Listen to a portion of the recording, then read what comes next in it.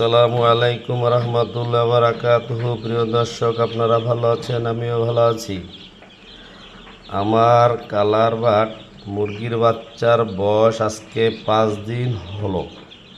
আলহামদুলিল্লাহ, আল্লাহ পাক রব্বুল আলামিনের কাছে লাখো কোটি শুকরিয়া। আল্লাহ পাক রব্বুল আলামিন আমার বাচ্চাগুলাকে সুস্থ রেখেছেন। একটা অসুস্থ, আর আগে 2টা মারা গেছে, টোটাল 3টা। মাশাল্লাহ ভালোই আছে, আদার পানি খাচ্ছে। এই যে বোতলে পানি দিয়েছি, আবার এই যে একটা পানির পটে পানি দিয়েছি, লম্বা খাবারের পাত্রে খাবার দিয়েছি। মাশাল্লাহ খুব সুন্দর করে খাচ্ছে। আপনারা আমার এই পাখির জন্য দোয়া করবেন। কালার বাট পাখি বা কালার বাট মুরগির বাচ্চা, এটা এক ধরনের পাখি। তো যাই হোক, আপনারা দোয়া করবেন যাতে করে আমি আমার এই মুরগির বাচ্চাগুলাকে সুন্দরভাবে ভালো করে লালন পালন করতে পারি।